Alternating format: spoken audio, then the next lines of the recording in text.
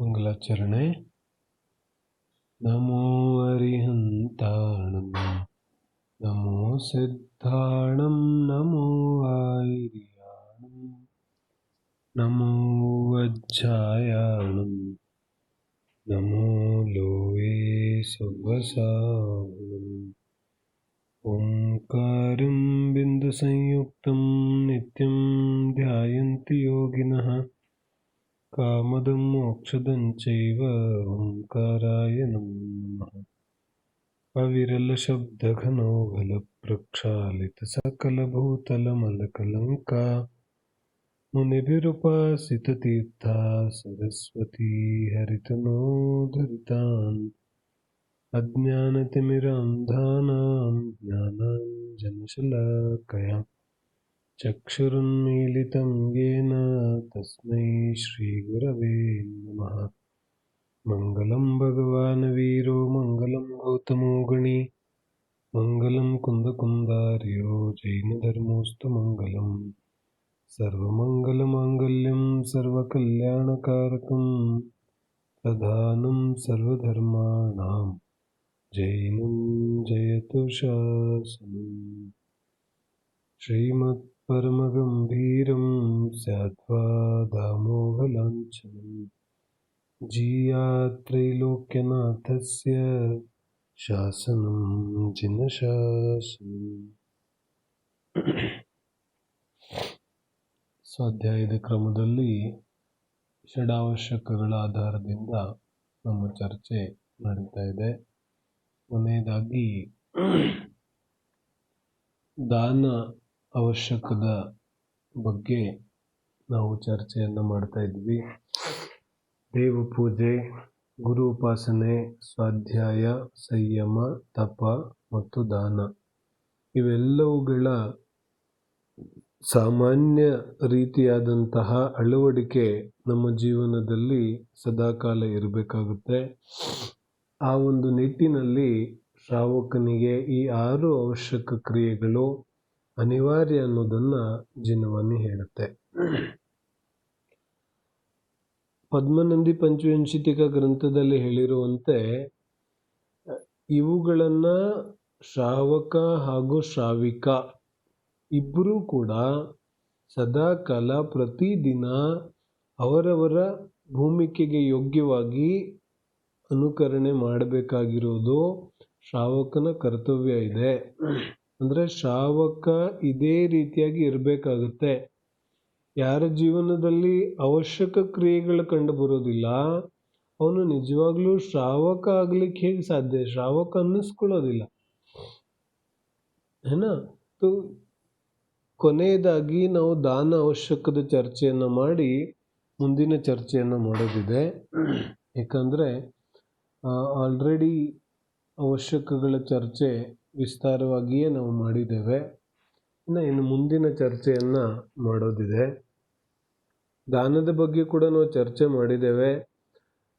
ಅನುಗ್ರಹಾರ್ಥಂ ಸ್ವಸ್ಯಾತಿ ಸರ್ಗೋ ದಾನಂ ಈ ಸೂತ್ರದ ಆಧಾರದಿಂದ ನೋಡೋದಾದರೆ ಯಾವ ದಾನ ಇದೆ ಅದು ವಿಧಿ ಪಾತ್ರ ದಾತ್ರ ಕೊಡುವಂತಹ ಪಾತ್ರಜೀವಿ ಯಾರಿದ್ದಾರೆ ಅಂತಹ ಪಾತ್ರಜೀವಿಗೆ ಕೊಡುವಂಥದ್ದು, ಸುಪಾತ್ರನಿಗೆ ಕೊಡುವಂಥದ್ದು, ಮತ್ತು ದಾತ ಯಾರು ಕೊಡ್ತಾ ಇದ್ದಾರೆ. ದಾನ ಅನ್ನುವಂಥದ್ದು ಒಂದು ಶಬ್ದ ಇದೆ, ಆದರೆ ದಾನದಲ್ಲಿ ವಿಶೇಷತೆ ಯಾವುದರಿಂದ ಕಂಡು ಬರುತ್ತೆ? ದಾನ ಯಾವ ವಿಧಿಯಿಂದ ಕೊಡ್ತಾರೆ, ಯಾರು ಕೊಡ್ತಾ ಇದ್ದಾರೆ, ಯಾರಿಗೆ ಕೊಡ್ತಾ ಇದ್ದಾರೆ ಮತ್ತು ಏನನ್ನ ಕೊಡ್ತಾ ಇದ್ದಾರೆ. ಈ 4 ಮುಖ್ಯವಾದ ವಿಚಾರಗಳ ಆಧಾರದಿಂದ ದಾನದಲ್ಲಿ ವಿಶೇಷತೆ ಕಂಡುಬರುತ್ತೆ. ಅಂಥೇಳಿದ್ರೆ ದಾತ ಯಾರು ದಾನ ಕೊಡ್ತಾ ಇದ್ದಾರೆ ಅದರಿಂದ ದಾನದಲ್ಲಿ ವಿಶೇಷತೆ ಕಂಡುಬರುತ್ತೆ. ಅದರ ಅರ್ಥ ಏನು? ದಾತ ಎಲ್ಲರೂ ಆಗಲಿಕ್ಕೆ ಸಾಧ್ಯ ಇಲ್ಲ. ಏನು ಹೇಳ್ತಾರೆ? ಯಾರ್ಯಾರ ಹತ್ರ ಯಥೇಚ್ಛವಾಗಿ ದ್ರವ್ಯ ಇದೆ ಅವರೆಲ್ಲರೂ ದಾತ ಆಗಲಿಕ್ಕೆ ಸಾಧ್ಯ ಇಲ್ಲ. क्या कहते हैं? जिनके पास बहुत सारा सामग्री है, बहुत सारा धन रुपया पैसा है, वो सब दान दे सकते हो ऐसा नहीं, और उनके दान को उत्कृष्ट दान माना जाए ऐसा भी नहीं. ಏನ್ ಹೇಳ್ತಿದ್ದಾರೆ, ದ್ರವ್ಯ ತುಂಬ ಜನರ ಹತ್ರ ಇರ್ಬೋದು, ಏನ ಆಸ್ತಿ ಪಾಸ್ತಿ ತುಂಬ ಜನರ ಹತ್ರ ಇರ್ಬೋದು, ಆದರೆ ಅಷ್ಟೆಲ್ಲ ಆಸ್ತಿ ಇದ್ರೂ ಅವನು ಯೋಗ್ಯವಾದ ದಾತ ಆಗಲಿಕ್ಕೆ ಸಾಧ್ಯ ಆಗಬಹುದು, ಆಗದೇನೂ ಇರಬಹುದು. ಯಾಕಂದರೆ ದಾತ ಅನ್ನುವಂತಹ ಯಾವ ವಿಶೇಷತೆ ಇದೆ, ಆ ದಾತ ಅನ್ನೋ ವಿಶೇಷತೆಗೆ ಬಹಳ ಧನ ಸಾಮಗ್ರಿ ಇತ್ಯಾದಿಗಳಿರೋದು ಅವಶ್ಯಕತೆ ಇಲ್ಲ. ಸಾಮಾನ್ಯವಾಗಿ ಪ್ರಪಂಚದಲ್ಲೆಲ್ಲ ಏನು ಪ್ರಸಿದ್ಧ ಇದೆ, ದಾನ ಅಂತ ಹೇಳಿದ್ರೆ ಯಾರು ಮಾಡಲಿಕ್ಕೆ ಸಾಧ್ಯ ಇದೆ ದಾನ? ನಮಗನ್ಸುತ್ತೆ ದಾನ ಅಂತ ಹೇಳಿದ್ರೆ ಯಾರ ಹತ್ರ ಅವಶ್ಯಕತೆಗಿಂತ ಜಾಸ್ತಿ ಇದೆ ಅವ್ರು ದಾನ ಮಾಡ್ಲಿಕ್ಕೆ ಸಾಧ್ಯ ಇದೆ, ಉಳಿದವ್ರು ದಾನ ಮಾಡ್ಲಿಕ್ಕೆ ಹೆಂಗೆ ಸಾಧ್ಯ ಇದೆ? ಯಾಕಂದ್ರೆ ನಮಗೆ ದಾನ ಅಂದ ತಕ್ಷಣ ಹಣ ಅದೊಂದೇ ಕಾಣಿಸುತ್ತೆ. ದಾನ ಅಂದ ತಕ್ಷಣ ಆಹಾರ, ಔಷಧಿ, ಅಭಯ, ಶಾಸ್ತ್ರ, ಈ 4 ಪ್ರಕಾರದ ದಾನಗಳಲ್ಲಿ ಹಣದ ದಾನ ಎಲ್ಲಿದೆ? ಅದು ಗೌಣ ರೂಪವಾಗಿ ದಾನ ಇದೆ, ಮುಖ್ಯ ರೂಪವಾಗಿ ಅಂತೂ ಈ 4 ಪ್ರಕಾರದ ದಾನಗಳಿದೆ. ಇಂತಹ ದಾನವನ್ನ ಮಾಡಬೇಕಾದ್ರೆ ಯಾವ ದಾತ, ಸರಿಯಾದ ಪಾತ್ರರೂಪವಾದಂತಹ ಯಾವ ದಾತ ಇದ್ದಾನೆ ಅವನು ತುಂಬಾ ಸಾಮಗ್ರಿಯನ್ನ ಹೊಂದಿರಬೇಕು ಅನ್ನೋ ಅವಶ್ಯಕತೆ ಇಲ್ಲ, ಆ ನಿಯಮ ಇಲ್ಲ. ಆದರೆ ನಮಗೆ ದಾತ ಅಂದ್ರೆ ಯಾರು ಅನ್ನಿಸ್ತಾರೆ? ಯಾರ ಹತ್ರ ತುಂಬಾ ಸಾಮಗ್ರಿ ಇದೆ ಅವರು ದಾತ ಆಗ್ಲಿಕ್ಕೆ ಸಾಧ್ಯ ಇದೆ. ಆದರೆ ವಿಚಾರ ಕರೋ ನಾ, ಚಂದನ್ ಬಾಲ ಮಹಾವೀರ ಸ್ವಾಮಿಗೆ ಆಹಾರ ಕೊಟ್ಲು. ಆ ಸಮಯದಲ್ಲಿ ಚಂದನ್ ಬಾಲನ ಹತ್ರ ಎಷ್ಟು ಸಂಪತ್ತಿ ಇತ್ತು? ಏನೂ ಇರಲಿಲ್ಲ, ನಮಗೆಲ್ಲ ಗೊತ್ತಿದೆ ಕಥೆ. ಹಾಗಾದ್ರೆ ದಾತ, ಚಂದನ್ ಬಾಲ ದಾತ ಇದ್ಲೋ ಇಲ್ವೋ? ಆಹಾರ ದಾನ ಕೊಟ್ಲಲ್ಲ. ದಾತ ಯಾವುದರಿಂದ ದಾತ ಅನ್ನಿಸ್ಕೊಂಡ್ಲು ಚಂದನ್ ಬಾಲ? ಎಷ್ಟು ಪ್ರಸಿದ್ಧಿ ಯಾಕಾಯಿತು? ಆ ಯಾವ ದಾತ ಇದ್ದಾನೆ ಆ ದಾತೃವಿನ ಪರಿಣಾಮಗಳ ಆಧಾರದಿಂದ ದಾತನಲ್ಲಿ ವಿಶೇಷತೆ ಕಂಡುಬರುತ್ತೆ, ವಸ್ತುಗಳ ಆಧಾರದಿಂದ ಅಲ್ಲ. ಅನುಗ್ರಹಾರ್ಥಂ ಸ್ವಸ್ಯ ಅತಿಸರ್ಗೋ. ನೋಡಿ, ದಾನದಲ್ಲಿ ಮುಖ್ಯ ಏನಿದೆ? ದಾನ ದಾನ ದಾನ ಅಂತ ನಾವು ತುಂಬಾ ವಿಚಾರ ಮಾಡ್ತೀವಿ, ಹೇಳ್ತೀವಿ, ಎಲ್ಲ ಮಾಡ್ತೀವಿ. ಆದರೆ ದಾನ ಅಂದ್ರೆ ಮುಖ್ಯವಾಗಿ ದಾನದಲ್ಲಿ ಯಾವ ವಿಚಾರ ಮಹತ್ವಪೂರ್ಣ ಇದೆ ಅಂತ ಹೇಳಿದ್ರೆ, ದಾನದಲ್ಲಿ ಅನುಗ್ರಹಾರ್ಥಂ. ಏನ್ ಹೇಳ್ತಾರೆ? ಅನುಗ್ರಹಾರ್ಥಂ. ದಾನದ ಮುಖ್ಯ ಸ್ವರೂಪ ಏನಿದೆ, ಯಾರು ದಾನ ಮಾಡ್ತಾ ಇದ್ದಾರೆ ಅವರ ಮನಸ್ಸಿನಲ್ಲಿ ಮೊದಲು ಅನುಗ್ರಹ ಮಾಡುವಂತಹ ಭಾವ ಉಂಟಾಗುತ್ತೆ. ಅನುಗ್ರಹ ಅಂತ ಹೇಳಿದ್ರೆ ಉಪಕಾರ, ಪರಸ್ಪರೋಪಗ್ರಹೋ ಜೀವಾನಂ ಇದೆಯಲ್ಲ. ಯಾವ ಉಪಗ್ರಹ ಅಥವಾ ಯಾವ ಉಪಕಾರ ಮಾಡುವಂತಹ, ನಿಸ್ವಾರ್ಥವಾದಂತಹ ಉಪಕಾರ ಮಾಡುವಂತಹ ಯಾವ ಪರಿಣಾಮ ಮೂಡಿ ಬರುತ್ತೆ ಅದು ದಾನದಲ್ಲಿ ಮುಖ್ಯ ಇದೆ. ಯಾವ ರೀತಿಯಾದ ಉಪಕಾರ?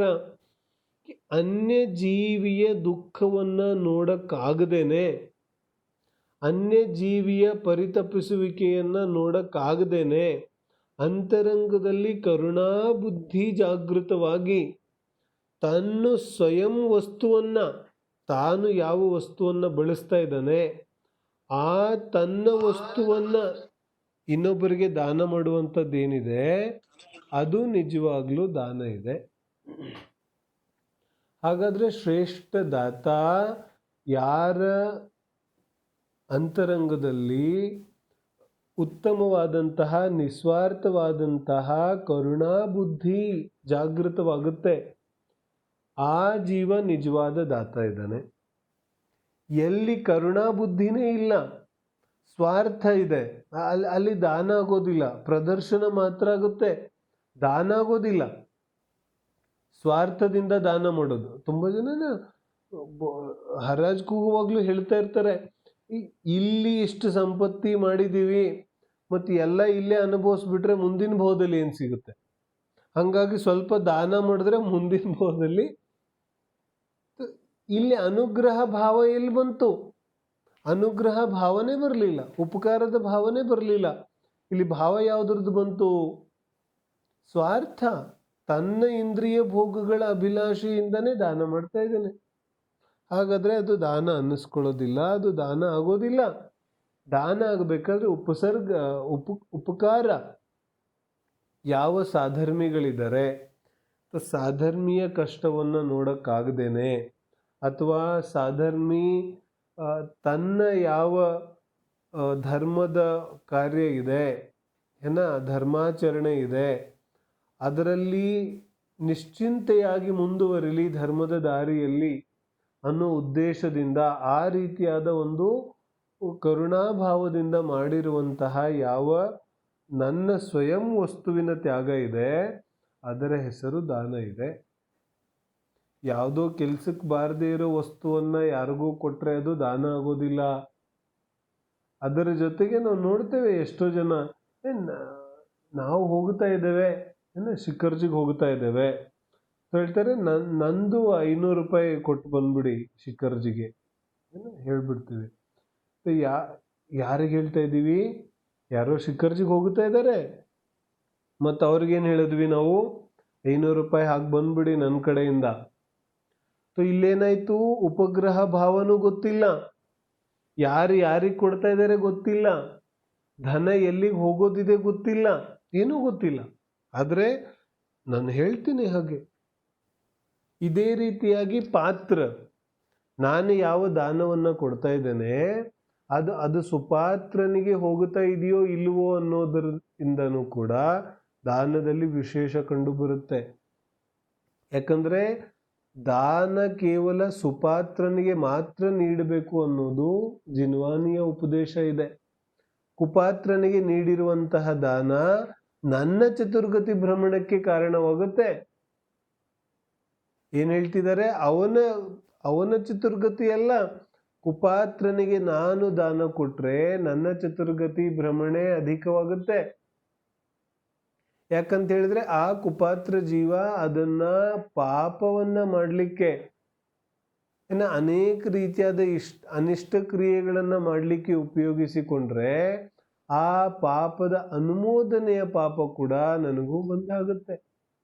ಹಾಗಾಗಿ ಸುಪಾತ್ರನಿಗೆ ದಾನ ಕೊಡುವಂಥದ್ದು ಬಹಳ ಅವಶ್ಯಕ ಇದೆ. ಹಾಗಾಗಿ ಯಾವಾಗೆಲ್ಲ ನಾವು ದಾನ ಮಾಡ್ತಾ ಇದ್ದೇವೆ ಪೂರ್ವಾಪರ ವಿಚಾರ ಮಾಡಬೇಕಾಗುತ್ತೆ.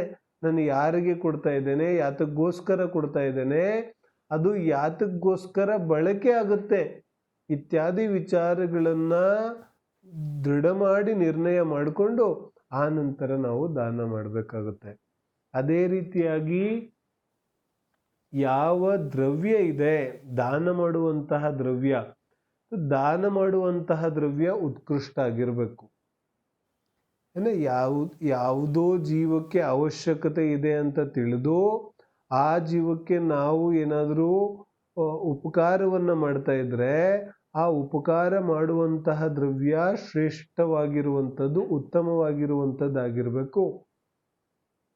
ಯಾರಿಗೋ ನಾನು ಏನೋ ಉಪಕಾರ ಮಾಡ್ತಾ ಇದ್ದೀನಿ ಅಂತ ಕಳಪೆ ಮಟ್ಟದ ಪದಾರ್ಥವನ್ನ ಆಹಾರ ಕೊಡ್ತಾ ಇದ್ದೀವಿ, ವೃತ್ತಿ ಜನರಿಗೆ ಆಹಾರವನ್ನ ಬಡಿಸುವಂತಹ ಒಂದು ಕಾರ್ಯಕ್ರಮ ನಾವು ಇಟ್ಕೊಂಡಿದ್ದೀವಿ. ಮತ್ತು ಅದರಲ್ಲಿ ಬಳಸುವಂತಹ ಪ್ರತಿಯೊಂದು ವಸ್ತುನು ಕೂಡ ಉತ್ತಮ ದರ್ಜೆಯದ್ದೇ ಆಗಿರಬೇಕು. ಅದು ದ್ರವ್ಯದ ವಿಶೇಷತೆಯನ್ನು ತೋರಿಸುತ್ತೆ. ಆಹಾರ, ಔಷಧಿ, ಅಭಯ ಶಾಸ್ತ್ರ ಎಲ್ಲದಕ್ಕೂ ಇದು ಅನ್ವಯವಾಗುತ್ತೆ. ದ್ರವ್ಯವನ್ನ ಕೂಡ ಉತ್ಕೃಷ್ಟವಾದದ್ದನ್ನೇ ಬಳಸಬೇಕಾಗತ್ತೆ. ಅದೇ ರೀತಿಯಾಗಿ ವಿಧಿ, ಯಾವ ವಿಧಿಯಿಂದ ನಾವು ದಾನ ಮಾಡ್ತೇವೆ, ಪ್ರತಿಯೊಂದು ದಾನಕ್ಕೆ ಒಂದೊಂದು ವಿಧಿ ಇದೆ. ಮುನಿಗಳಿಗೆ ಆಹಾರ ದಾನ ಕೊಡಬೇಕಾದ್ರೆ ಅದರದೇ ಆದ ವಿಧಿ ಇದೆ. ಆ ನವದಾಭಕ್ತಿ ಪೂರ್ವಕವಾಗಿಯೇ ಮುನಿಗಳಿಗೆ ಆಹಾರ ಕೊಡಬೇಕಾಗುತ್ತೆ. ಶಾಸ್ತ್ರದಾನ, ಮುನಿಗಳಿಗೆ ಶಾಸ್ತ್ರದಾನ ಮಾಡಬೇಕಾದ್ರೆ ಅದಕ್ಕೂ ಒಂದು ನಿಯಮ ಇದೆ, ಅದಕ್ಕೂ ಒಂದು ಆಚಾರ ಇದೆ. ಒಂದಕ್ಕಿಂತ ಅಧಿಕ ಶಾಸ್ತ್ರವನ್ನ ಮುನಿಗಳು ಇಟ್ಕೊಳ್ಳೋದಿಲ್ಲ. ಮತ್ತೆ ಶ್ರಾವಕ ಒಂದು ವೇಳೆ ಮುನಿಗಳ ಹತ್ರ ಆಲ್ರೆಡಿ ಒಂದು ಶಾಸ್ತ್ರ ಇದೆ, ಇನ್ನೊಂದು ಶಾಸ್ತ್ರ ಇಟ್ಕೊಳ್ಳಿ ಅಂತ ಫೋರ್ಸ್ ಮಾಡ್ತಾ ಇದ್ರೆ ಏನಾಗುತ್ತೆ? ಇದು ಶ್ರಾವಕನಿಗೆ ಪಾಪವೊಂದದ ಕೆಲಸ ಇದೆ, ಪರಿಗ್ರಹ ವೃದ್ಧಿಸುವಂತಹ ಕೆಲಸ ಇದೆ. ಈ ರೀತಿ ವಿಧಿ, ಔಷಧಿ ಕೊಡುವಂತಹ ವಿಧಿ, ಸಾಧರ್ಮಿಗಳಿಗೂ ಕೂಡ ಆಹಾರ ಔಷಧಿ ಇತ್ಯಾದಿಗಳನ್ನು ಕೊಡುವಾಗ ಅತ್ಯಂತ ವಿನಯ ಇತ್ಯಾದಿ ಭಾವಗಳು ಅದೆಲ್ಲವೂ ಬಹಳ ಮಹತ್ವಪೂರ್ಣವಾಗುತ್ತೆ. ಈ ರೀತಿಯಾಗಿ ಸಾಮಾನ್ಯವಾಗಿ ದಾನದಲ್ಲೂ ಕೂಡ ಅನೇಕ ರೀತಿಯಾಗಿ ನಾವು ವಿಚಾರ ಮಾಡಿ ಆ ನಂತರ ದಾನವನ್ನು ಕೊಡುವಂಥದ್ದು ಶ್ರೇಯಸ್ಕರ ಇದೆ. ಆದರೆ ಇತ್ತೀಚಿನ ದಿನಗಳಲ್ಲಿ ನಾವು ನೋಡ್ತಾ ಇದ್ದೇವೆ, ಯಾವುದೋ ಒಂದು ಹೆಸರಿನ ಲೋಭದಿಂದ, ಮತ್ತೊಂದು ಲೋಭದಿಂದ ಪೂರ್ವಾಪರ ವಿಚಾರ ಮಾಡದೆ, ಹಿಂದೆ ಮುಂದೆ ವಿಚಾರ ಮಾಡದೆ, ಆ ಧನದ ಉಪಯೋಗ ಯಾವತ್ತಕ್ಕೋಸ್ಕರ ಆಗತ್ತೆ ಅನ್ನೋದನ್ನ ಕೂಡ ಯೋಚಿಸದೆ ನಾವು ನೇರವಾಗಿ ದಾನ ಮಾಡಿಬಿಡ್ತೇವೆ. ಆದರೆ ಅದು ಯೋಗ್ಯ ಇಲ್ಲ, ಜಿನ್ವಾನಿ ಸಮ್ಮತ ಇಲ್ಲ. ಜಿನ್ವಾನಿ ಸಮ್ಮತ ಇದ್ರೆ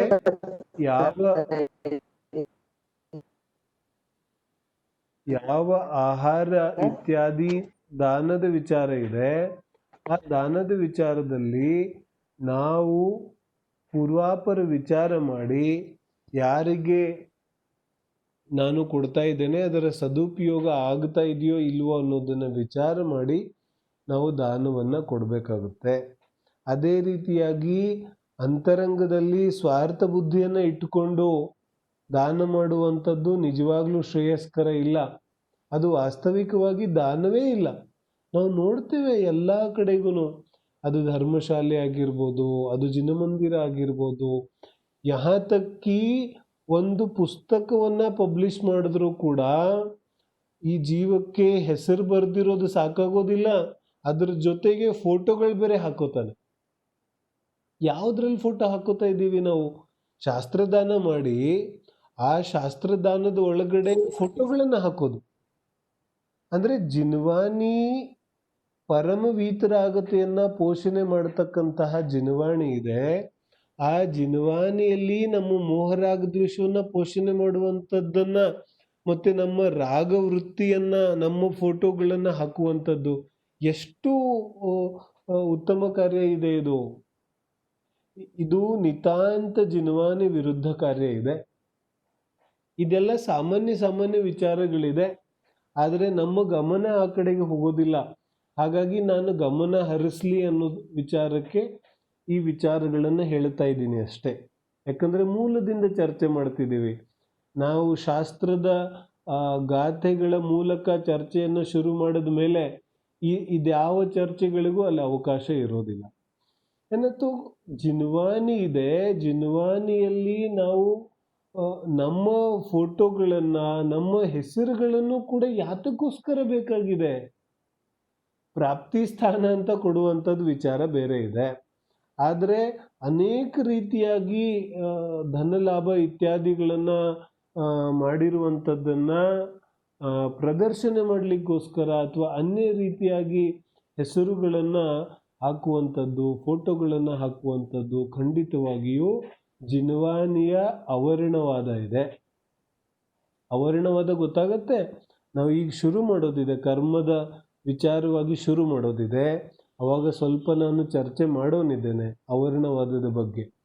ಅಲ್ಲಿ ಮತ್ತಷ್ಟು ಅರ್ಥ ಆಗುತ್ತೆ. ಇದು ಅವರ್ಣವಾದ ಅಂದ್ರೆ ಅವಮಾನ ಇದೆ, ಜಿನ್ವಾನಿಯ ಅವಮಾನ ಇದೆ. ಮತ್ತು ಇದರಿಂದ ಅತ್ಯಂತ ಘೋರ ಕರ್ಮದ ಬಂಧ ಆಗುತ್ತೆ. ಇದಕ್ಕಿಂತ ಜಾಸ್ತಿ ಯಾವುದರಿಂದನೂ ಕರ್ಮ ಬಂಧ ಆಗೋದಿಲ್ಲ, ಅಷ್ಟು ಘೋರ ಕರ್ಮದ ಬಂಧ ಆಗುತ್ತೆ. ಆದ್ರೆ ನಾವು ಭ್ರಮೆಯಲ್ಲಿ ಇರ್ತೇವೆ.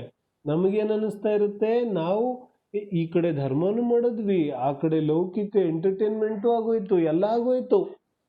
ನಮಗ್ ಭ್ರಮೆ ಇರುತ್ತೆ ನಾನು ಧರ್ಮ ಮಾಡ್ತಾ ಇದ್ದೀನಿ ಅಂತ. ಆದರೆ ವಾಸ್ತವಿಕವಾಗಿ ಇದು ಧರ್ಮ ಅಲ್ಲ, ಜಿನ್ವಾಣಿಯ ಅವಿನಯ ಇದೆ. ಬಹಳ ಎಚ್ಚರಿಕೆಯಿಂದ ನಾವು ನಡ್ಕೋಬೇಕಾಗುತ್ತೆ. ಜಿನ್ವಾನಿ ವೀತರಾಗತೆಯನ್ನ ಪೋಷಣೆ ಮಾಡುತ್ತೆ. ಮತ್ತು ಆ ವೀತರಾಗತೆಯನ್ನ ಪೋಷಣೆ ಮಾಡೋದ್ರಿಂದ ಅದನ್ನ ಓದಿದಾಗ್ಲೂ ನಮಗೆ ವೀತರಾಗತೆಯೇ ಉತ್ಪನ್ನ ಆಗಬೇಕು. ಮನಸ್ಸಿನಲ್ಲಿ ವೀತರಾಗತೆಯನ್ನ ಪಡೆಯುವಂತಹ ಭಾವ ಜಾಗೃತವಾಗಬೇಕು. ಆದರೆ ಆ ಜಿನ್ವಾನಿಯನ್ನ ತೆಗೆದ ತಕ್ಷಣ ನಮಗೆ ಮೋಹರಾಗ ದ್ವೇಷ ಉಳ್ಳಂತಹ ಫೋಟೋಗಳನ್ನು ನೋಡಿದಾಗ ಏನು ಭಾವಗಳು ಉತ್ಪನ್ನ ಆಗುತ್ತೆ? ಜಿನ್ವಾನಿ ಅವಿನಯ ಇದೆ, ಅದು ಬೇಕಾಗಿಲ್ಲ. ಅದು ಆ ರೀತಿಯಾದ ವಿಚಾರ ಬೇಕಾಗಿಲ್ಲ. ಏನ ಅದು ಅವರವರ ಭಾವನೆಗಳಿಗೆ ಬಿಟ್ಟಿದ್ದಿದೆ. ಆದರೆ ವ್ಯಾವಹಾರಿಕವಾಗಿ ವಿಚಾರ ಮಾಡಿದ್ರೂ ಕೂಡ ಅದು ಸೂಕ್ತ ಅನಿಸೋದಿಲ್ಲ. ಹಾಗೇನೆ ಚಿಕ್ಕ ಚಿಕ್ಕ ದಾನಗಳನ್ನು ಮಾಡಿದ್ರೂ ಕೂಡ ಎಲ್ಲ ಕಡೆಗೆ ಹೆಸರುಗಳನ್ನು ಬರೆಸುವಂಥದ್ದು ಇತ್ಯಾದಿಗಳು ಬಹಳ ಪ್ರಚಲನೆಯಲ್ಲಿ ಬಂದುಬಿಟ್ಟಿದೆ ಈಗ ಏನ.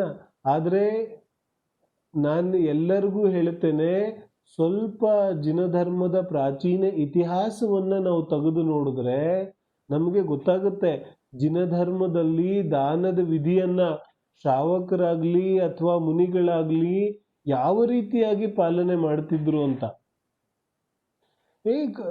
ನೂರಾರು ಶಾಸ್ತ್ರಗಳನ್ನ ಬರೆದ್ರೂ ಕೂಡ, ದೊಡ್ಡ ದೊಡ್ಡ ಶಾಸ್ತ್ರ ಗ್ರಂಥಗಳನ್ನ ಮಹಾಕಾವ್ಯಗಳನ್ನ ಬರೆದ್ರೂ ಕೂಡ ಆಚಾರ್ಯರು ಎಲ್ಲೂ ತಮ್ಮ ಹೆಸರುಗಳನ್ನ ಬರೆಯೋದಿಲ್ಲ. ಎಷ್ಟೋ ಶ್ರಾವಕರು ಅನೇಕ ರೀತಿಯಾಗಿ ಶಾಸ್ತ್ರಗಳನ್ನ ಪ್ರತಿಲಿಪಿ ಮಾಡಿಸುವಂಥದ್ದು, ಅಥವಾ ಎಷ್ಟೋ ರಾಜರು ಊರನ್ನೇ ಜಿನಮಂದಿರಕ್ಕೆ ಬರೆದು ಕೊಟ್ಟಿರುವಂಥದ್ದು, ಎಲ್ಲೋ ಒಂದು ಕಡೆಗೆ ಒಂದು ಶಾಸನದಲ್ಲಿ ಬರೆದು ಇಟ್ಟಿದ್ರು, ಇಲ್ಲಾಂದ್ರೆ ಆ ಶಾಸನ ಇಲ್ಲಾಂದ್ರೆ ಇನ್ನೆಲ್ಲೂ ಏನು ಬರೆಯೋದಕ್ಕೆ ಏನೂ ಸಿಗದೇ ಇಲ್ಲ. ಆದ್ರೆ ಈಗೇನಾಗುತ್ತೆ, ಒಂದೊಂದು ಕಲ್ಲು ಮೇಲೂ ಒಂದೊಂದು ಹೆಸರುಗಳಿರುತ್ತೆ. ನಾಲ್ಕು ಏನೇನಂತ ಚರ್ಚೆ ಮಾಡೋದು.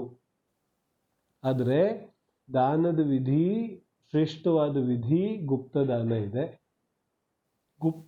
ದಾನ ದಾತ ಮತ್ತು ಪಾತ್ರ ಇಬ್ಬರಿಗೆ ಗೊತ್ತಾಗಿರ್ಬೇಕು, ಅದು ಶ್ರೇಷ್ಠ ದಾನ ಇದೆ. ದಾನ ಮಾಡಿದವ್ರಿಗೆ ಮತ್ತು ದಾನವನ್ನ ಸ್ವೀಕಾರ ಮಾಡಿದಂತಹ ಸುಪಾತ್ರ ಜೀವನಿಗೆ ಇಬ್ಬರ ಪರಸ್ಪರ ಸಾಧರ್ಮಿ ವಾತ್ಸಲ್ಯವೇ ದಾನ ಇದೆ. ಅದನ್ನ ಬಿಟ್ಟು ಪ್ರಸಿದ್ಧಿಯ ಆಸೆಯಿಂದ ಮಾಡಿರುವಂತಹ ದಾನ ವಾಸ್ತವಿಕವಾಗಿ ದಾನ ಆಗೋದಿಲ್ಲ. ಇರ್ಲಿ, ಇಷ್ಟು ಸಾಮಾನ್ಯವಾಗಿ ನಾವು ದಾನದ ಚರ್ಚೆಯನ್ನು ಮಾಡಿದ್ದೇವೆ. ಹಾಗಾಗಿ ಮುಖ್ಯವಾಗಿ ನಮ್ಮ ಮೂಲ ಪ್ರಯೋಜನ 4 ಪ್ರಕಾರದ ಯಾವ ದಾನಗಳಿದೆ ಅವುಗಳ ಕಡೆಗೆ ಗಮನ ಹೋಗಬೇಕು. ಬರೀ ಹಣ ಇತ್ಯಾದಿಗಳ ದಾನವನ್ನೇ ದಾನ ಅಂತ ತಿಳಿಯದೇನೆ ಅನ್ಯ ದಾನಗಳನ್ನು ಮಾಡುವಂತಹ ಜೀವಿಗಳಿಗೂ ಕೂಡ ಅಷ್ಟೇ ಪ್ರಾಮುಖ್ಯತೆಯನ್ನು ಕೊಟ್ಟು ನಾವು ದಾನದ ಮಹಿಮೆಯನ್ನ, ದಾನದ ಸ್ವರೂಪವನ್ನ ಮತ್ತಷ್ಟು ವ್ಯಾಪಕವಾಗಿ ತಿಳಿದ್ರೆ ನಮ್ಮ ಜೀವನದಲ್ಲಿ ದಾನ ಮಾಡುವಂಥದ್ದು, ದಾನದ ಒಂದು ಮಹಿಮೆ ಹಾಗೂ ದಾನದ ಆಚರಣೆ ನಮ್ಮ ಜೀವನದಲ್ಲಿ ಮೂಡಿ ಬರಲಿಕ್ಕೆ ಸಾಧ್ಯ ಇದೆ. ಇಲ್ಲಂತ ಹೇಳಿದ್ರೆ ನಾನು ಎಷ್ಟೋ ಜನರನ್ನ ಮಾತಾಡೋದನ್ನ ನಮಗೆ ಪ್ರಶ್ನೆಯನ್ನ ಕೂಡ ಕೇಳ್ತಾರೆ, ಪಂಡಿತ್ಜಿ ದಿನ ನಾವು ಗುಲ್ಲಕ್ಗೆ ಒಂದು 10 ರೂಪಾಯಿ ಹಾಕ್ಬಿಟ್ರೆ ದಾನ ಆಗತ್ತಲ್ಲ, ದಿನ ದಾನಂ ಚೇತಿಗ್ರ ದಿನ ದಾನ ಮಾಡಬೇಕು, ದಿನ ಗುಲ್ಲಕ್ಕಲ್ಲಿ 10 ರೂಪಾಯಿ ಹಾಕ್ಬಿಡ್ತೀನಿ ನಾನು, ನಂದು ದಾನ ಧರ್ಮ ಮುಗೀತು. ಇದು ದಾನ ಆಯ್ತೇನು? ದಾನ ಅನ್ನುವಂತಹ ಅವಶ್ಯಕ ಪೂರ್ತಿ ಆಯ್ತು.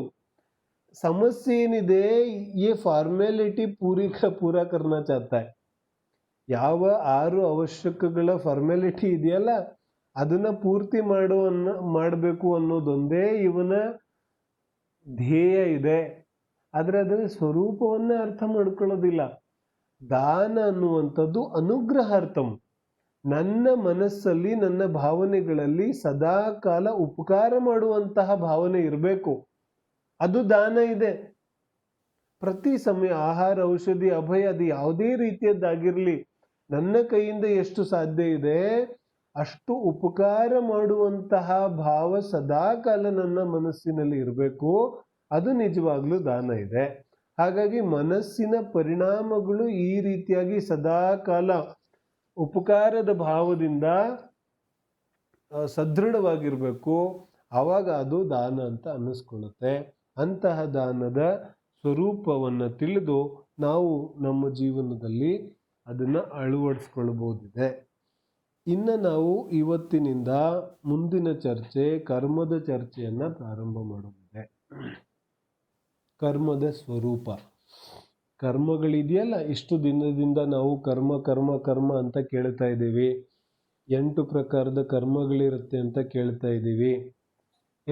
ಅಸಾತ ಕರ್ಮ, ಸಾತಾ ಕರ್ಮ, ಅಂತರಾಯ ಕರ್ಮ, ಘಾತಿ ಕರ್ಮ, ಅಘಾತಿ ಕರ್ಮ, ಇದೆಲ್ಲ ಕೇಳ್ತಾ ಇದ್ದೀವಲ್ಲ.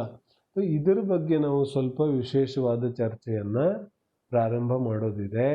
ಅದು ಗೊಮ್ಮಟ ಸಾರ ಕರ್ಮಕಾಂಡದ ಆಧಾರದಿಂದ. ಗೊಮ್ಮಟ ಸಾರ ಇದೆಯಲ್ಲ, ಸುಮಾರು ಜನಕ್ಕೆ ಗೊತ್ತಿಲ್ಲದೆ ಇರ್ಬೋದು. ಗೊಮ್ಮಟ ಸಾರ ಅನ್ನುವಂತಹ ಒಂದು ಮಹಾನ್ ಗ್ರಂಥ ಇದೆ. ಈ ಗ್ರಂಥವನ್ನು ಸುಮಾರು 10ರಿಂದ 11ನೇ ಶತಮಾನದಲ್ಲಿ ನೇಮಿಚಂದ್ರ ಸಿದ್ಧಾಂತ ಚಕ್ರವರ್ತಿ ಅನ್ನುವಂತಹ ಆಚಾರ್ಯರು ರಚನೆ ಮಾಡ್ತಾರೆ. है ना, 10वीं से 11वीं ಶತಾಬ್ದಿ, 10th और 11th ಸೆಂಚುರಿ AD, 10 ಅಥವಾ 11ನೇ ಶತಮಾನದಲ್ಲಿ ನೇಮಿಚಂದ್ರ ಸಿದ್ಧಾಂತ ಚಕ್ರವರ್ತಿ ಹೆಸರು ಜ್ಞಾಪಕ ಇಟ್ಕೊಳ್ಳೋದೆಲ್ಲರೂ. ನೇಮಿಚಂದ್ರ ಸಿದ್ಧಾಂತ ಚಕ್ರವರ್ತಿ. ನೇಮಿಚಂದ್ರ ಸಿದ್ಧಾಂತ ಚಕ್ರವರ್ತಿ ಅನ್ನುವಂತಹ ಒಬ್ಬ ಮಹಾನ್ ಆಚಾರ್ಯರು ಸುಮಾರು 10ರಿಂದ 11ನೇ ಶತಮಾನದಲ್ಲಿ, ಅಂದರೆ 10ನೇ ಶತಮಾನದ ಕೊನೆಯಲ್ಲಿರ್ಬೋದು ಅಥವಾ 11ನೇ ಶತಮಾನದ ಪ್ರಾರಂಭಿಕ ಕಾಲದಲ್ಲಿ ಈ ಗ್ರಂಥವನ್ನು ರಚನೆ ಮಾಡ್ತಾರೆ. ಯಾರು? ನೇಮಿಚಂದ್ರ ಸಿದ್ಧಾಂತ ಚಕ್ರವರ್ತಿ. ಎಲ್ಲಿ ರಚನೆ ಮಾಡ್ತಾರೆ ಹೇಳ್ತಾರೆ? ಸಿದ್ಧಾಂತ ಬಸದಿಯಲ್ಲಿ. ಅದರಲ್ಲಿ ಸ್ವಲ್ಪ ಅನೇಕ ಜನರಲ್ಲಿ ಮತಭೇದಗಳಿದೆ. ನಮ್ಮ ಯಾವ ನೇಮಿನಾಥ ಜಿನಾಲಯ ಇದೆ, ಎಲ್ಲಿ? ಶ್ರವಣಬೆಳಗೊಳದಲ್ಲಿ. ಏನ ಸ್ವಲ್ಪ ನಾವು ಶ್ರವಣಬೆಳಗೊಳದ ಮತ್ತು ಈ ಗ್ರಂಥದ ಇತಿಹಾಸವನ್ನು ಸಾಮಾನ್ಯವಾಗಿ ತಿಳ್ಕೊಂಡ್ರೆ ನಮಗೆ ಇದರ ಹಿನ್ನೆಲೆ ಗೊತ್ತಾಗುತ್ತೆ. ಸ್ವಲ್ಪ ಜನರಲ್ ಸಾಮಾನ್ಯ ವಿಚಾರಗಳು ನಮಗೆ ಗೊತ್ತಿರಬೇಕು. ಆ ದೃಷ್ಟಿಯಿಂದ ನಾನು ಹೇಳ್ತಾ ಇದ್ದೇನೆ. ಇಲ್ಲಿ ಶ್ರವಣಬೆಳಗೊಳದ ಯಾವ ಗೊಮ್ಮಟೇಶ್ವರ ಭಗವಂತನ ಜಿನಮೂರ್ತಿ ಇದೆ, ಆ ಜಿನಮೂರ್ತಿಗೂ ಈ ಗ್ರಂಥದ ರಚನೆಗೂ ಹಾಗೂ ನೇಮಿಚಂದ್ರ ಸಿದ್ಧಾಂತ ಚಕ್ರವರ್ತಿಗೂ ಎಲ್ಲವೂ ಸಂಬಂಧ ಇದೆ. ಸುಮಾರು ಇದೇ ಕಾಲದಲ್ಲಿ 10-11ನೇ ಶತಮಾನದಲ್ಲಿಯೇ ಗಂಗವಂಶೀಯ ಸೇನಾಪತಿಯಾಗಿದ್ದ ಚಾಮುಂಡರಾಯ, ಕೆಲವು ಕಡೆಗೆ ರಾಜನೂ ಆಗಿದ್ದ ಅಂತ ಉಲ್ಲೇಖ ಬರುತ್ತೆ.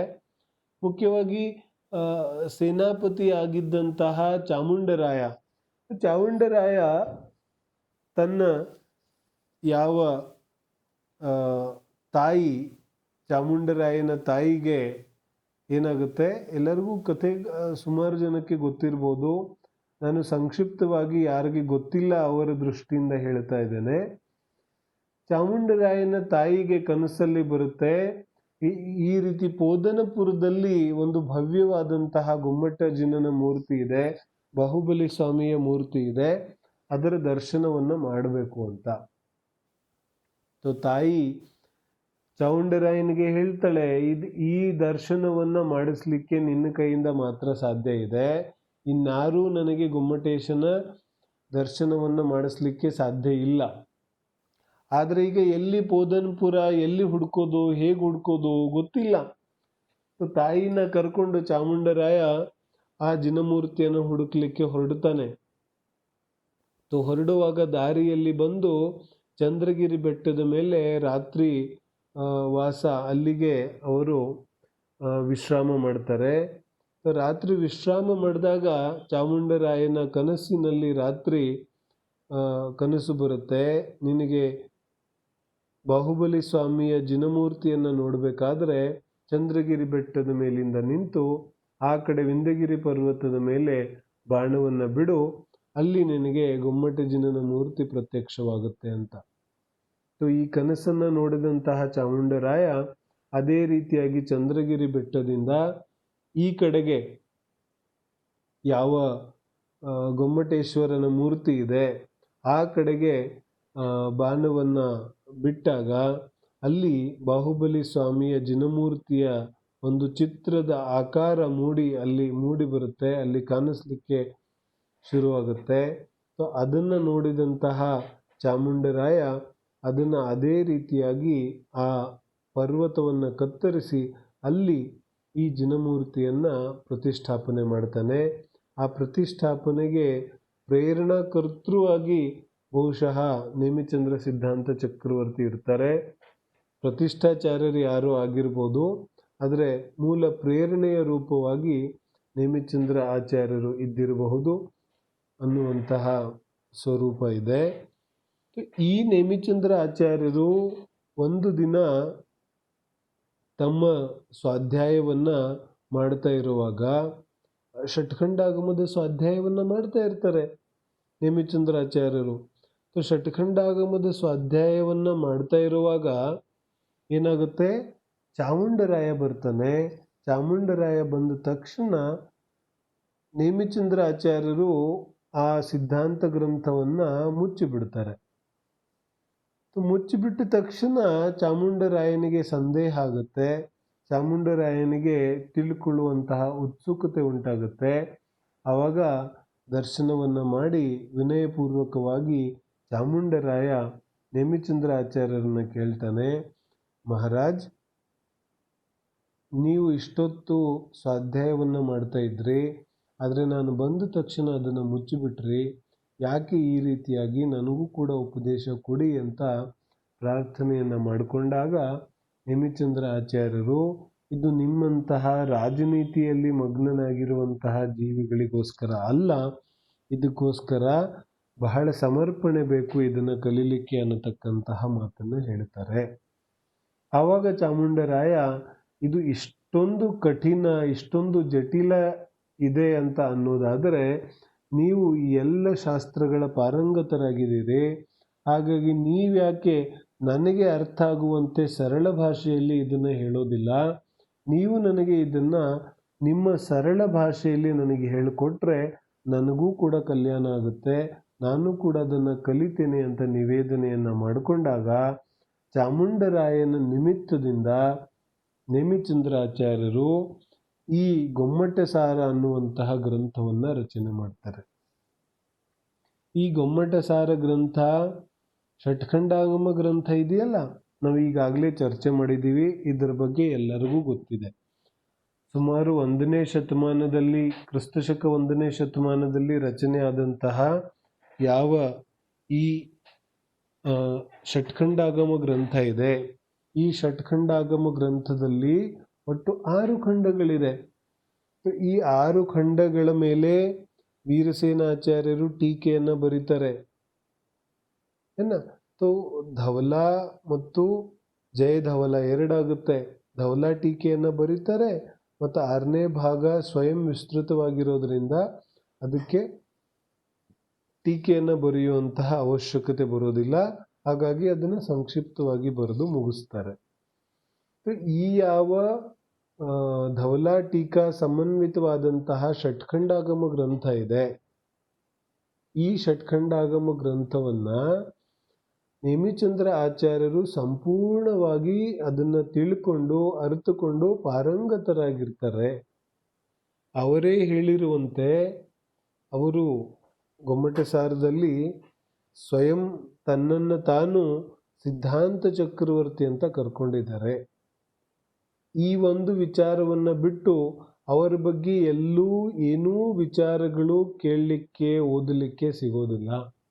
ಇದೊಂದೇ ವಿಚಾರ ಏನಂತ ಹೇಳ್ತಾರೆ, ಜಹ ಚಕ್ರೇಣ, ಯಾವ ರೀತಿ ಚಕ್ರದಿಂದ ಚಕ್ರವರ್ತಿ 6 ಖಂಡವನ್ನು ಜಯಿಸ್ತಾನೆ, ಅದೇ ರೀತಿ ನಾನು ಮೈ ಅಂದರೆ ಮತಿ ಅಂದರೆ ಜ್ಞಾನದಿಂದ 6 ಖಂಡಗಳೆಂಬ 6 ಖಂಡಗಳು ಯಾವುದು? ಷಟ್ಖಂಡಾಗಮ, ವೇಣ, ಒಗ್ಗಣ, ಖುದ್ದ, ಬಂಧ ನಿಕಾಯ, ಇದೇನು 6 ಖಂಡಗಳಿದೆ, ಈ 6 ಖಂಡಗಳನ್ನು ನಾನು ಬುದ್ಧಿಯಿಂದ ಸಾಧಿಸಿದ್ದೀನಿ. ಅಂದರೆ ನಾನು ನನ್ನ ಬುದ್ಧಿಯಿಂದ ಈ 6 ಖಂಡಗಳನ್ನು ತುಂಬ ಚೆನ್ನಾಗಿ ತಿಳ್ಕೊಂಡು ಇವುಗಳಲ್ಲಿ ಪಾರಂಗತನಾಗಿದ್ದೀನಿ. ಹಾಗಾಗಿ ನಾನು ಸಿದ್ಧಾಂತ ಚಕ್ರವರ್ತಿ. ಸಿದ್ಧಾಂತಗಳಿದೆ ಇದು. ಯಾವ ರೀತಿ ಚಕ್ರವರ್ತಿ ಚಕ್ರದಿಂದ 6 ಖಂಡಗಳನ್ನು ಜಯಿಸ್ತಾನೆ, ಅದೇ ರೀತಿ ನಾನು ಜ್ಞಾನರೂಪಿ ಚಕ್ರದಿಂದ 6 ಖಂಡಗಳನ್ನು ಜಯಿಸಿದ್ದೇನೆ, ಅರ್ಥಾತ್ ಅರ್ಥ ಮಾಡಿಕೊಂಡಿದ್ದೇನೆ ಅಂತ ನೇಮಿಚಂದ್ರ ಸ್ವಾಮಿ ಹೇಳಿಕೊಂಡಿದ್ದಾರೆ. ಇದರ ಅರ್ಥ ಏನು? ಷಟ್ಖಂಡಾಗಮದ ಬಗೆಗೆ ಇವತ್ತಿಗೂ ಜನರು ಮಾತಾಡೋದನ್ನು ನಾವು ಕೇಳಿದ್ದೇವೆ. ಇದು ತುಂಬ ಜಟಿಲವಾದ ವಿಚಾರ ಇದೆ, ಇದನ್ನು ಓದಬಾರ್ದು, ಶ್ರಾವಕರಂತೂ ಓದಲೇಬಾರ್ದು ಅನ್ನತಕ್ಕಂತಹ ವಿಚಾರ ತುಂಬ ಕಡೆಗೆ ನಾವು ಕೇಳಿದ್ದೇವೆ. ಈ ಷಟ್ಖಂಡಾಗಮ ಗ್ರಂಥ ಶ್ರಾವಕರು ಓದಬಾರ್ದು, ಶ್ರಾವಕರು ಓದೋ ಗ್ರಂಥ ಅಲ್ಲ ಅದು. ಈ ರೀತಿಯಾದ ವಿಚಾರ ಇವಾಗಲೂ ಇದೆ ಅಂದ ಮೇಲೆ ಸುಮಾರು 9-10ನೇ ಶತಮಾನದಲ್ಲಿ ಪರಿಸ್ಥಿತಿ ಯಾವ ರೀತಿಯದ್ದು ಇದ್ದಿರಬಹುದು. ಆದರೂ ಕೂಡ ಷಟ್ಖಂಡ ಆಗಮದ ಒಂದೆರಡು ಪ್ರತಿಲಿಪಿಗಳು ಇತ್ತು ಅಂತ ಕಾಣಿಸುತ್ತೆ. ಒಂದು ವೇಳೆ ಷಟ್ಖಂಡ ಆಗಮದ ಪ್ರತಿಲಿಪಿಗಳು ಇರದೇ ಹೋಗಿದ್ದಿದ್ರೆ ವೀರಸೇನಾಚಾರ್ಯರಿಗೆ ಮತ್ತು ನೇಮಿಚಂದ್ರ ಆಚಾರ್ಯರಿಗೆಲ್ಲ ಪ್ರತಿಲಿಪಿಗಳು ಎಲ್ಲಿಂದ ಸಿಕ್ತಿತ್ತು? ನೇಮಿಚಂದ್ರ ಆಚಾರ್ಯರು ಕೂಡ ಷಟ್ಖಂಡ ಆಗಮ ಗ್ರಂಥವನ್ನು ಓದುತ್ತಾ ಇದ್ರು. ವೀರಸೇನಾಚಾರ್ಯರಂತೂ ಟೀಕೆಯನ್ನ ಬರೆದಿದ್ದಾರೆ.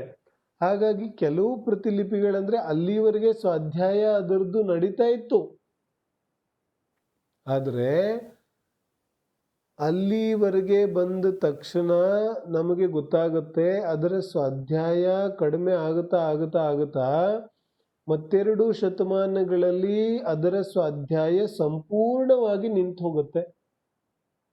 ಷಟ್ಖಂಡಾಗಮವನ್ನು ಯಾರು ಓದೋದೇ ಇಲ್ಲ, ಸಂಪೂರ್ಣವಾಗಿ ನಿಂತು ಹೋಗ್ಬಿಡುತ್ತೆ. ಮಧ್ಯದ ನಾವು ವಿಚಾರ ಮಾಡೋದು ಸುಮಾರು 11-12ನೇ ಶತಮಾನದಿಂದ 19ನೇ ಶತಮಾನದವರೆಗೆ ವಿಶೇಷವಾದಂತಹ ಯಾವುದೇ ರೀತಿಯಾದ ಅಧ್ಯಯನಗಳು ನಡೆದಿರುವಂತಹ ಉಲ್ಲೇಖಗಳು ಷಟ್ಖಂಡ ಆಗಮದ ಮೇಲೆ ಎಲ್ಲೂ ವಿಶೇಷ ಉಲ್ಲೇಖಗಳು ಸಿಗೋದಿಲ್ಲ ಆದರೆ 19ನೇ ಶತಮಾನಕ್ಕೆ ಬಂದ ನಂತರ ಅಥವಾ ಕೆಲವು ಪ್ರಯತ್ನಗಳ 17ನೇ ಶತಮಾನದಲ್ಲೂ ಆಗುತ್ತೆ. ಉದಾಹರಣೆಗೆ ಪಂಡಿತ್ ತೋಡ್ರಮಲ್ಜಿಯವರು ಜೈಪುರಲ್ಲಿ ಇದ್ದು ಅಲ್ಲಿಂದ ಕೆಲವು ಜನರನ್ನ ಇಲ್ಲಿ ಮೂಡುಬಿದ್ರೆಗೆ ಕಳಿಸಿ ಅದನ್ನ ಅನುವಾದ ಮಾಡುವಂತಹ ಪ್ರಯತ್ನವನ್ನ ಮಾಡ್ತಾರೆ. ಆದರೆ ಅದು ಸಾಧ್ಯ ಆಗೋದಿಲ್ಲ. ಕೊನೆಯದಾಗಿ ಸಾಧ್ಯ ಆಗೋದು ಹೀರಾಲಾಲ್ಜಿ ಮತ್ತು ಏನೋಪಾಧ್ಯಾಯ, ಮುಖ್ಯವಾಗಿ ಹೀರಾಲಾಲ್ಜಿ ಅವರು ಪ್ರಯತ್ನ ಮಾಡಿದ ಮೇಲೆ ಅದು ಸಾಧ್ಯವಾಗುತ್ತೆ. ಧವಲ 16 ಭಾಗಗಳನ್ನ ಮತ್ತೆ ಮಹಾಧವಲ ಆ 7 ಭಾಗಗಳನ್ನ ಹೀಗೆ ಒಟ್ಟು 23 ಭಾಗಗಳಲ್ಲಿ ಅದರ ಪ್ರಕಾಶನೆಯನ್ನು ಅವರು ಮಾಡ್ತಾರೆ. ಅದು ಒಂದು ಅದ್ಭುತವಾದಂತಹ ಉಪಕಾರವನ್ನ ಅವರು ನಮ್ಮೆಲ್ಲರಿಗೂ ಮಾಡಿಕೊಡ್ತಾರೆ. ಅಲ್ಲಿವರೆಗೆ ಷಟ್ಖಂಡಾಗಮವನ್ನ ಓದಲೇ ಇಲ್ಲ ಯಾರು, ಅಥವಾ ಓದಿದ್ರು ವಿಶೇಷವಾದ ಅಧ್ಯಯನ ಶ್ರಾವಕರಲ್ಲಿ ಆಗಿರುವುದನ್ನಂತೂ ಎಲ್ಲೂ ಉಲ್ಲೇಖಗಳೇ ಸಿಗೋದಿಲ್ಲ. ಆ ನಿಟ್ಟಿನಲ್ಲಿ ನೇಮಿಚಂದ್ರ ಆಚಾರ್ಯರು ಮಾಡಿರುವಂತಹ ಕೆಲಸ ಬಹಳ ಉತ್ಕೃಷ್ಟವಾದದ್ದು. ಯಾಕಂತ ಹೇಳಿದ್ರೆ ನೇಮಿಚಂದ್ರ ಆಚಾರ್ಯರು ಏನು ಸಾಮಾನ್ಯ ವಿಚಾರ ಮಾಡಲಿಲ್ಲ. ಸಿದ್ಧಾಂತ ಚಕ್ರವರ್ತಿ ಅಂತ ಅವರನ್ನೇನು ಸುಮ್ಮನೆ ಕರೀಲಿಲ್ಲ. ಷಟ್ಖಂಡಾಗಮದ 6 ಖಂಡಗಳನ್ನ ತುಂಬಾ ಚೆನ್ನಾಗಿ ಅರ್ಥ ಮಾಡಿಕೊಂಡು, ಬರೀ ಅರ್ಥ ಮಾಡ್ಕೊಳ್ಳೋದಲ್ಲ, ಅದರಲ್ಲಿ ಪಾರಂಗತನಾಗುವಂಥದ್ದು ಬಹಳ ದೊಡ್ಡ ವಿಚಾರ ಇದೆ. ಮತ್ತು ನೇಮಿಚಂದ್ರ ಆಚಾರ್ಯರು ಮಾತ್ರ ಗೊಮ್ಮಟ ಸಾರ ಬರೀಲಿಲ್ಲ. ಗೊಮ್ಮಟ ಸಾರ, ಜೀವಕಾಂಡ, ಕರ್ಮಕಾಂಡ, ಅದಾದ್ಮೇಲೆ ಲಬ್ಧಿ ಸಾರ, ಕ್ಷಪಣಾ ಸಾರ, ತ್ರಿಲೋಕ ಸಾರ, ಇವೆಲ್ಲ ನೋಡಿ. ತ್ರಿಲೋಕ ಸಾರದಲ್ಲಿ 3 ಲೋಕದ ಚರ್ಚೆ ಇದೆ ವಿಸ್ತೃತವಾಗಿ. ಕ್ಷಪಣಾ ಸಾರದಲ್ಲಿ ಕರ್ಮಗಳ ಕ್ಷಯದ ಬಗ್ಗೆ ವಿಚಾರ ಇದೆ ಲಬ್ಧಿ ಸಾರದಲ್ಲಿ ಲಬ್ಧಿಗಳ ವಿಚಾರ ಇದೆ.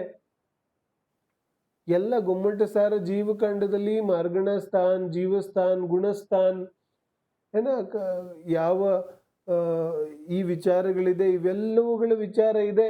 ಅದ್ರ ಜೊತೆಗೆ ಕರ್ಮಕಾಂಡದಲ್ಲಿ ಕರ್ಮ ಪ್ರಕೃತಿಗಳ ಯಾವ ಚರ್ಚೆ ಇದೆ, ಆ ಚರ್ಚೆ ಕೂಡ ಇಲ್ಲಿ ಇದೆ.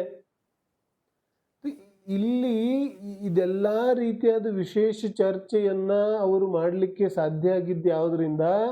ಸಮಸ್ತ ಸಿದ್ಧಾಂತಗಳನ್ನ ಅರ್ಥ ಮಾಡಿಕೊಂಡು ಅವುಗಳಲ್ಲಿ ಪಾರಂಗತರಾಗಿದ್ದರಿಂದ ಅವರಿಷ್ಟೆಲ್ಲ ಕೃತಿಗಳನ್ನ ಸರಳ ಭಾಷೆಯಲ್ಲಿ ರಚನೆ ಮಾಡಲಿಕ್ಕೆ ಸಾಧ್ಯ ಆಯಿತು. ನೇಮಿಚಂದ್ರ ಸಿದ್ಧಾಂತ ಚಕ್ರವರ್ತಿಗಳ ಉಪಕಾರ ಎಷ್ಟು ದೊಡ್ಡದಿದೆ ಅನ್ನೋದನ್ನ ನಾವು ಯಾವುದರ ಮೂಲಕ ಅರ್ಥ ಮಾಡ್ಕೋಬಹುದು ಅಂದ್ರೆ, ಯಾವ ಗ್ರಂಥ ಓದಲಿಕ್ಕೂ ಕೂಡ ಯಾರು ಸಾಹಸವನ್ನ ಮಾಡ್ತಾ ಇರಲಿಲ್ಲ.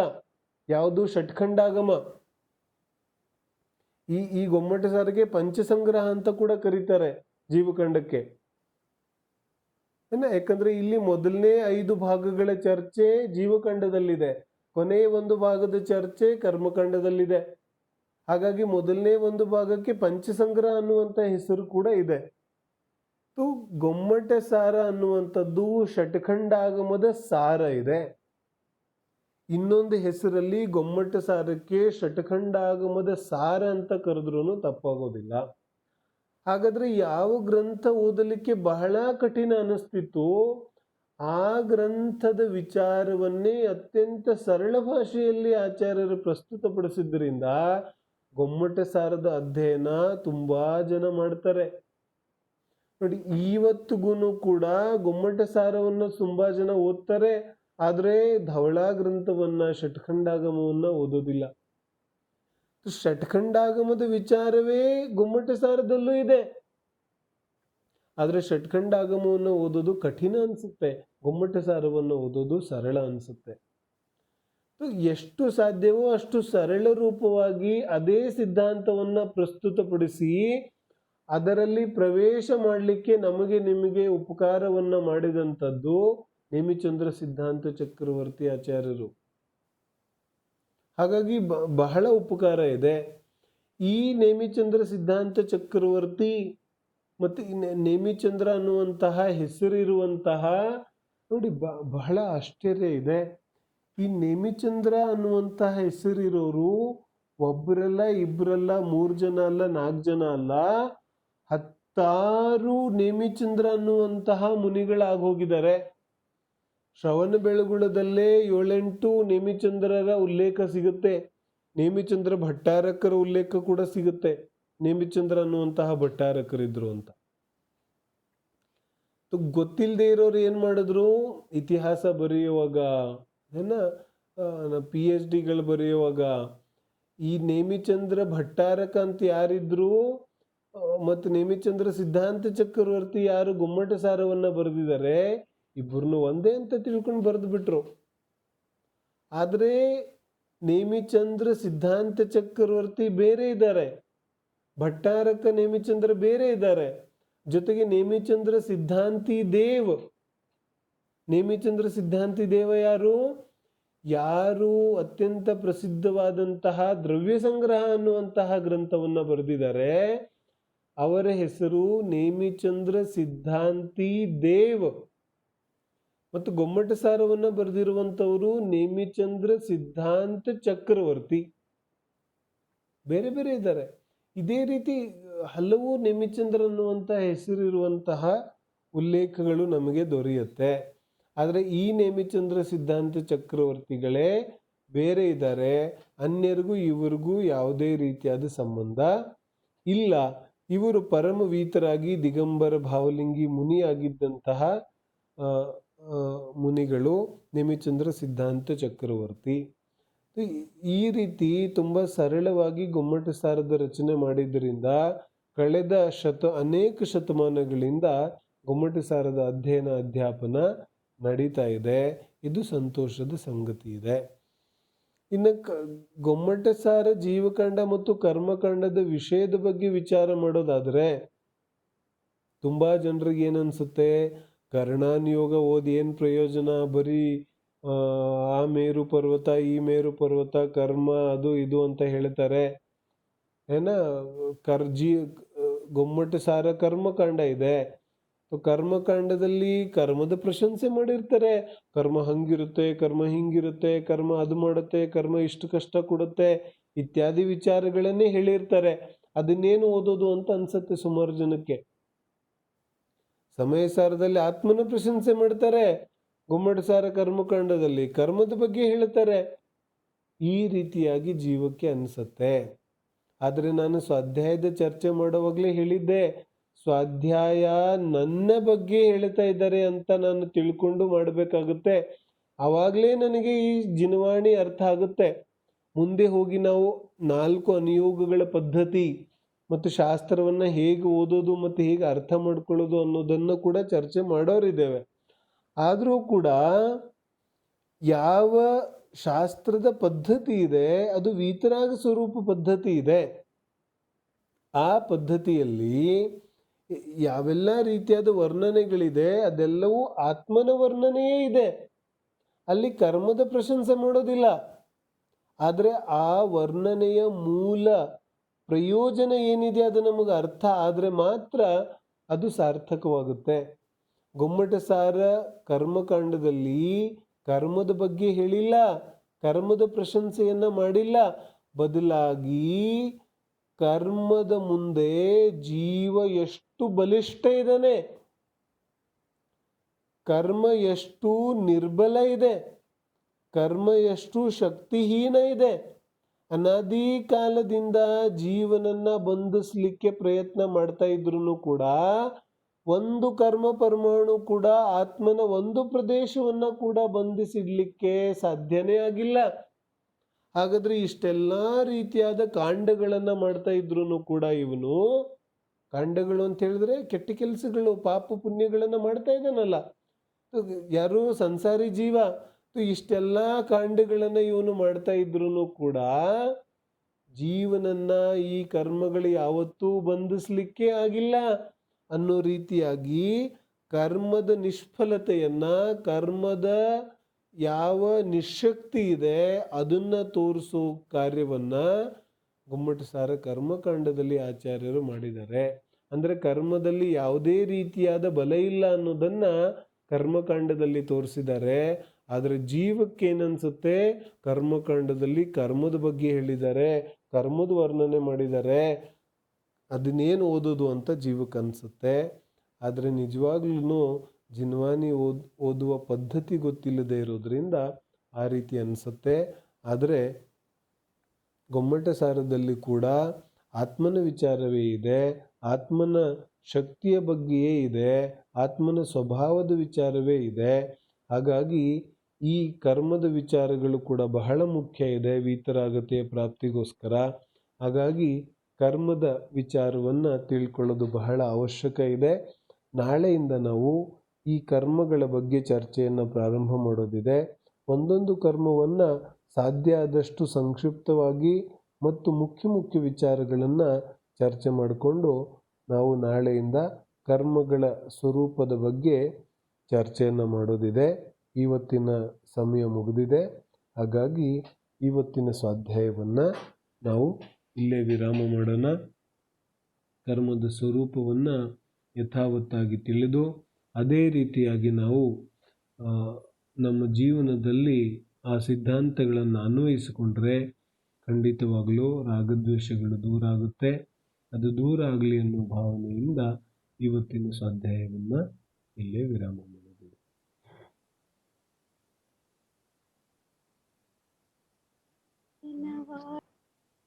ಜ್ಞಾನದಲ್ಲಿ ಲೋಕಾಲೋಕವು ತಿಳಿಯುವುದು, ಆ ವಾಣಿಯು ಮಸ್ತಕೇರ